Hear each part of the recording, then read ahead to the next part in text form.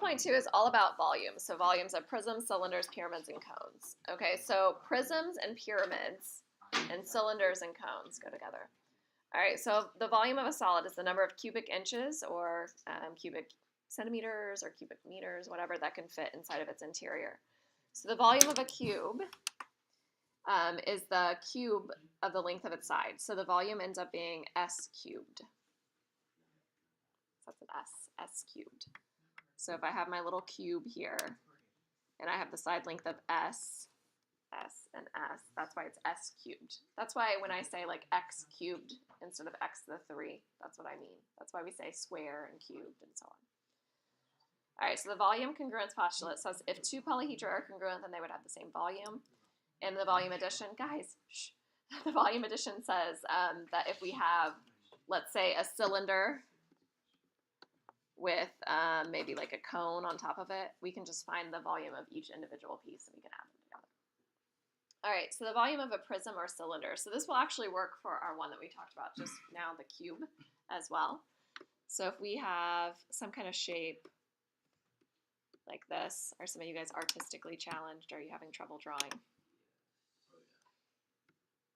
Or maybe we have a cylinder like that. Okay, the number of bases that we have, notice how this base is exactly the same as its parallel base down here. There's 2 bases. Same idea here on the cylinder. We have 2 bases.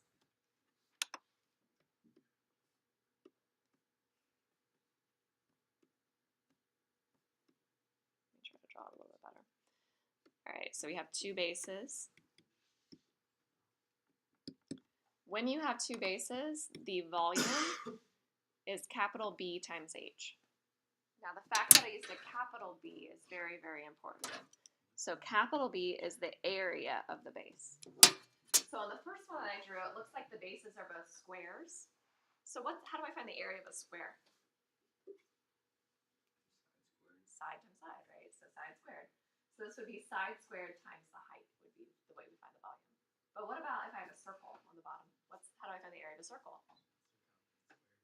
Not circumference squared. Circle, area of circle, pi r squared. Radius squared times pi, right? So I'm going to take pi r squared, and then I would then multiply by the height. And the height is the distance between the 2 bases. So in this case, this would be the height, and this would be the height. Now don't let that throw you off, because sometimes you'll see shapes that are on the side, their side.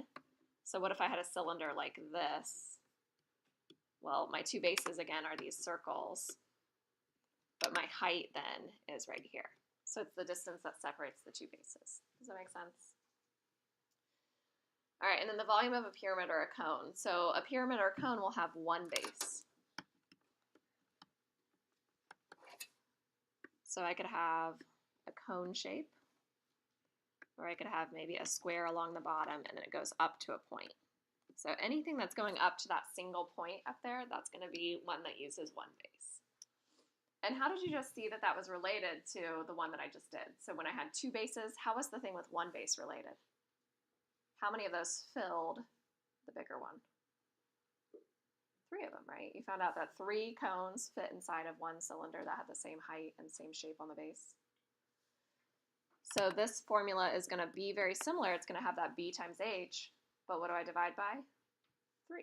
It's going to be a third of the other size. So we're going to say 1/3 area of the base times the height. So those are the 2 formulas you need.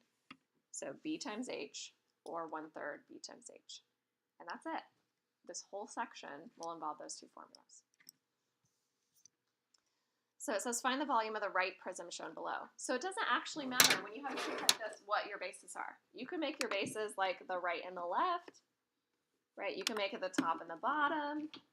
It could be the front and the back. It doesn't matter. So usually if it's like laying like that, I would make the top and the bottom the bases. So for our big B is going to be the area of this rectangle. What's the area of the rectangle?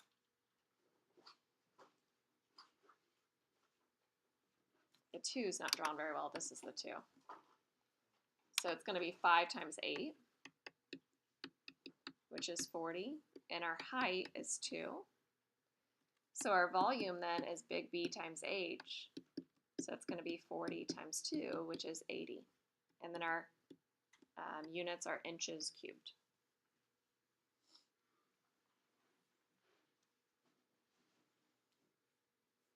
So the next one, how many bases? I have 2 bases, right? So our volume is going to be big B times H. I don't do the 1/3 because it doesn't get to a single point. And the area of my base is pi r squared. So my formula is really pi r squared times H. So my radius is 4, and my height is 15. So I'm going to have V equals pi times 4 squared times 15. So 4 squared is 16. And 16 times 15 is 240. So I'm going to have 240 pi. And you can leave it like that. You don't have to multiply the pi in. But our units on the end are going to be feet cubed. I was really impressed with you guys. On your test, a couple of you guys came up to me and you were like, oh, you didn't put any units here. Should I just put units squared for the area? And I was like, oh, I've ingrained it in you that you need units, haven't I? That will be good for your science classes. All right, so the next one. So it says find the volume of the right hexagonal prism. So am I going to do B times H, or am I going to do 1/3 B times H? 1/3 because it goes up to that point, right? So I'm going to do 1/3 area of the base times the height. But it gets a little bit tricky because we have a hexagon. So we need to find the area of that hexagon. So if you remember, our area is 1/2 perimeter times apothem. You thought this was just going to go away, didn't you? Yeah, it doesn't.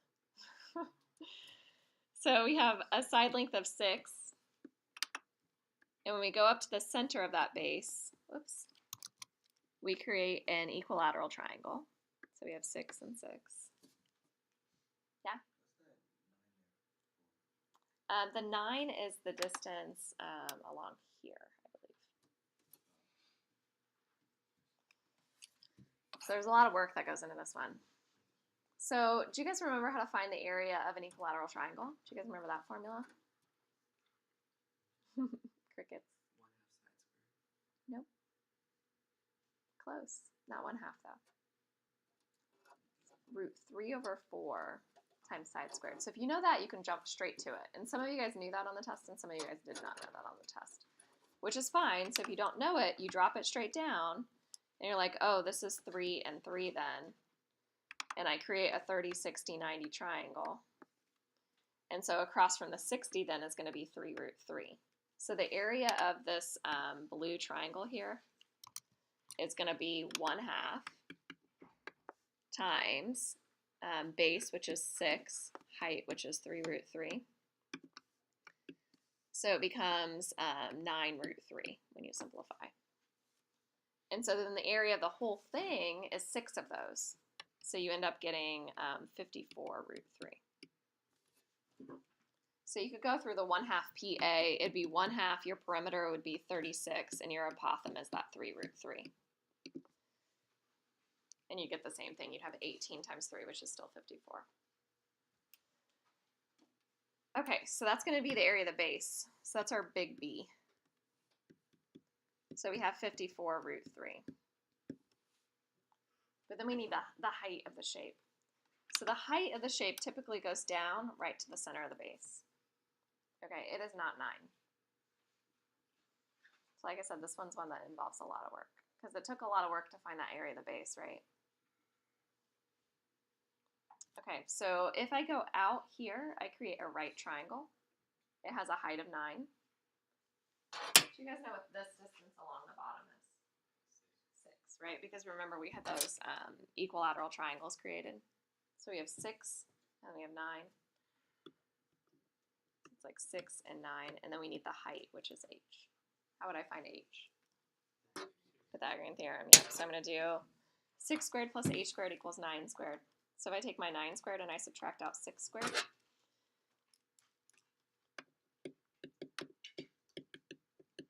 I end up getting h equals the square root of 45, which is 3 square root of 5. So we'd then have 3 square root of 5 for the h. Okay, so if you can do all of that, you can do any problem in this chapter, because that's pretty hard. So putting it together, the 1/3 and the 3 reduce out, so we have 54. And then the square root of 3 times square root of 5 becomes square root of 15. Okay, so if you don't like doing that, you could write it as a decimal if you want to. And then this one didn't have units, so we'll write units cubed. But if I forgot units, you don't have to write units. Okay, a lot of steps on that, aren't there? So some of them are not always easy. All right, so this one is one where it's two combined shapes. So we're going to find the volume of one of them and the volume of the second one. So that's where I would write like volume of small, volume of top, something like that. So volume of top, maybe volume of bottom. So the shape along the top is area of the base times the height, big B times H. So you guys might have seen a formula in like elementary school even for this kind of thing. So how do I find the area of the base, the area of this rectangle along the bottom?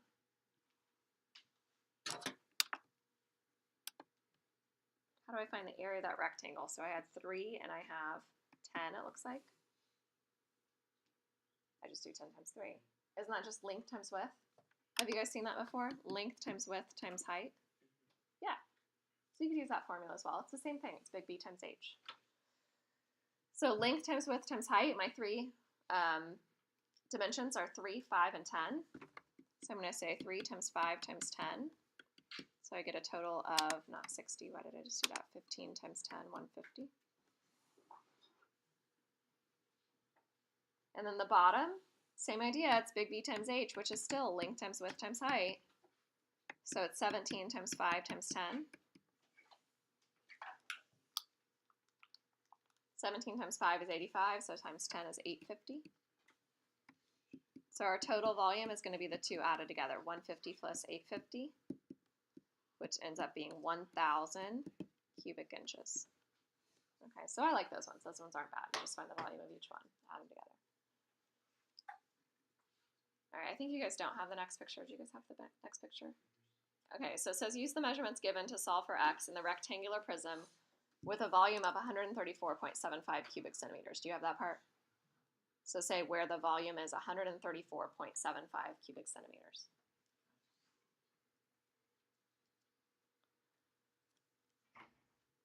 Okay, so if our volume is 134.75, in order to find the volume, we do length times width times height again, or area of the base, which is 11x, times the height, which is another x. So we're going to have 11 times x is equal to 134.75. So 11x squared equals 134.75. So we're going to take that 134.75 and divide by 11. So we get x squared equals 12.25. And then we take the square root of both sides. So we get x equals 3.5. So it's 3.5 centimeters.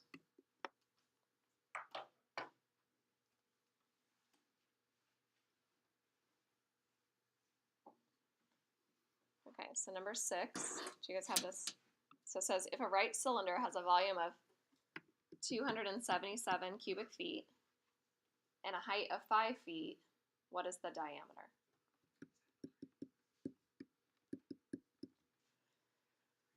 Okay, so you might see words like right cylinder. Some people are always like, why do they have to put the word right in there?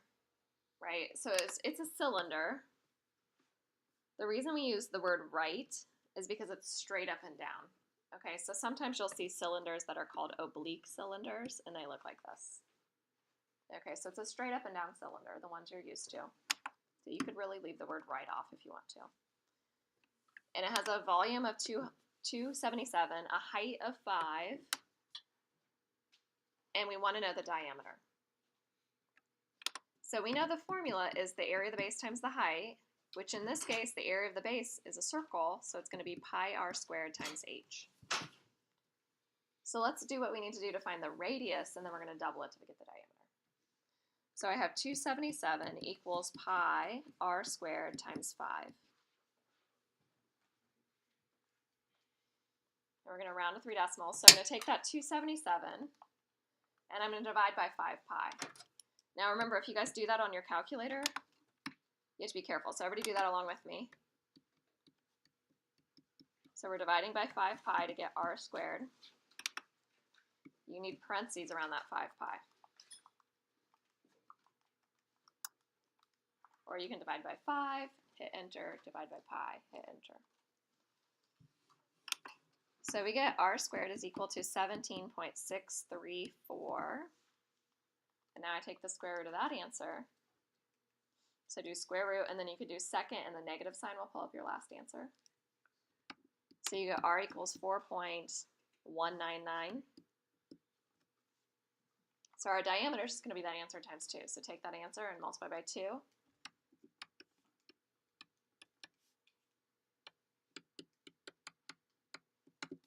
So when we do that, we get 8.399 when it rounds. So that's in feet. Okay, does this make sense? Do you guys get it? Okay, a couple more. All right, so find the volume of the right square base prism on the right. So when it's saying square base prism, this shape right here is a square. So we have 6, and then we're going to have 6 again.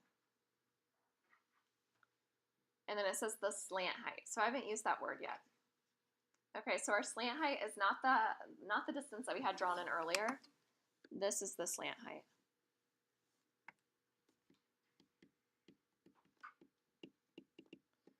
Okay, the slant height isn't very useful with volume, but it's going to be super useful when we get to surface area, which we're going to do later today. Okay, because it's the height of that triangle that's on the side. So if I asked you to find the area of this triangle on the right side, I would use that slant height in order to find the area, because I'd have my base times my height. Do you guys see what I'm saying? Like if I was asking you to find the area of this shape right here, I would have 1/2 base times the height. That's when we would use that slant height. Okay, so our slant height in this case is 5. So for our volume, what's our formula? Base times height, 1/3 base times height. What am I using? Yep, 1/3 area of the base times the height. So I have 1/3. The area of the base is a square, so it's just side times side, right? So it's going to be 6 squared times our height.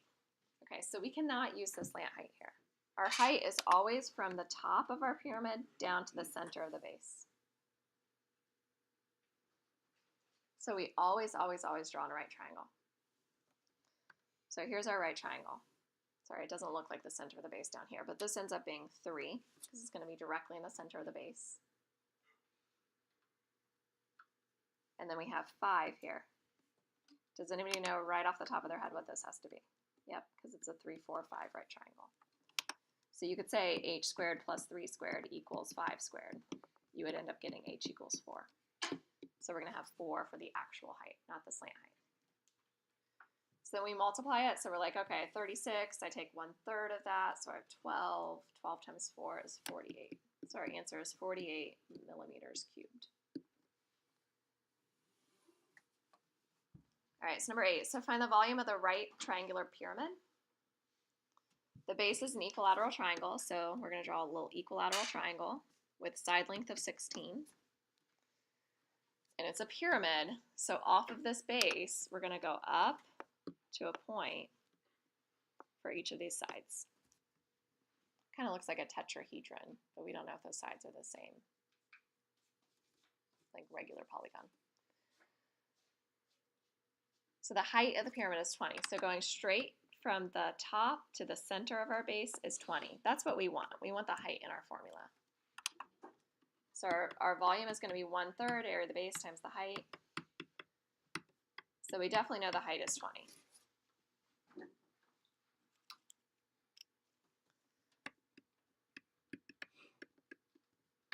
So for the equilateral triangle base, do you guys remember the formula?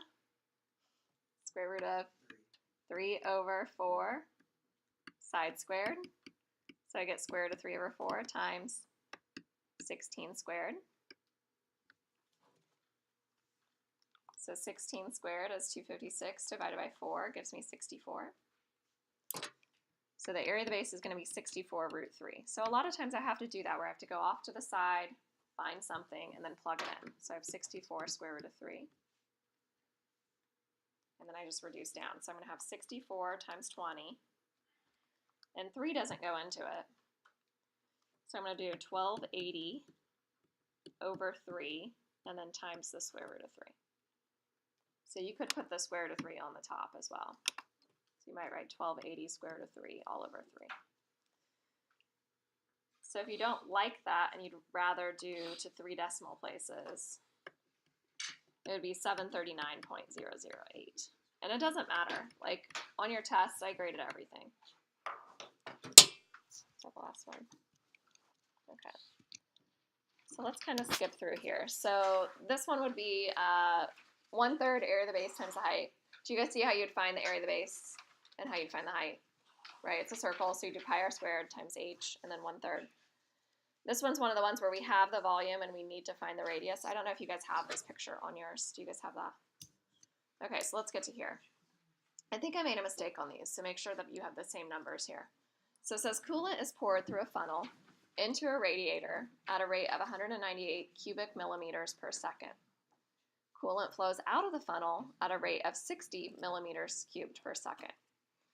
Estimate the time it will take for the funnel to overflow if the volume of the funnel is 2,000 cubic millimeters. Do you guys have that? So if the volume of the funnel is 2,000 cubic millimeters. Okay, so I don't know if you guys understand what's happening here, but a funnel is kind of like a cone. It usually has like a little spout down here. You guys all know what a funnel looks like.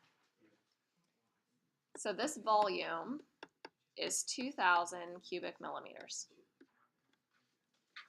And we have coolant that's going in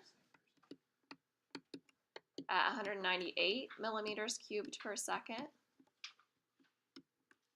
And we have volume that's going out at 60 millimeters cubed per second. So is the funnel filling up or is it like draining out? So what's coming in faster? The amount coming in, right? So it has to be filling up, right? So we don't want that to happen because it's going to overflow. Okay, so imagine if you're filling, I don't know, like a car with oil, and the amount coming in is way more than the amount coming out. You don't want to have oil all over the engine. Okay, so we have something that's happening here. So we need to figure out when it's going to overflow. So all we're going to do is we're going to take that 198 and we're going to subtract out the 60, and we're going to say, oh, well, it's really filling at a rate of 138 millimeters cubed per second. Do you guys see what I did there? So let's figure out how long it takes to fill that 2,000 cubic millimeters. So what do you think we're going to do in order to find that? Yeah, we're going to take that 2,000 and we're going to divide by 138. Now, if I was doing my units are the key to life, as Mr. Crawley says, it would look like this. I'm going to have 2,000 millimeters cubed per second, and I'm dividing by 138 millimeters cubed. So what happens is when I divide by that, it's going to put it on the bottom. So I'm going to have 138 millimeters cubed. So it's going to be like that. All right, so let's figure this out.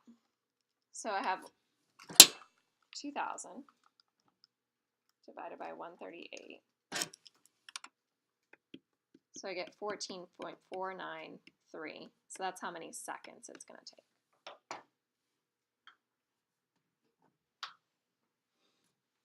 All right, and then same thing here. So it says grain feeds into a cone-shaped bin at a rate of 2.5 cubic feet per second if the bin is 8 feet high. So we have a cone-shaped bin, and the circular top has a radius of 5 feet, 8 feet tall. This time you would need to find the volume first. So you would find the volume, so you'd say, okay, I have 1/3 area of the base times the height, so it's going to be 1/3 pi r squared h. So 1/3 pi times 5 squared times h is 8, and we multiply it all together. So I'm going to have 5 squared times 8 divided by 3. We can multiply the pi in. I'll multiply it in. So we get 209.4395. So we want to know how long it's going to take to fill the bin. So if it's going in at 2.5 cubic feet each second, so every single second we're gaining 2.5 cubic feet, we're going to take that volume and we're going to divide by at 2.5. So we say, oh, it takes a total of 83.776 seconds. So around 84 seconds to fill. Does that make sense? Because you're gaining 2.5 cubic feet every single second.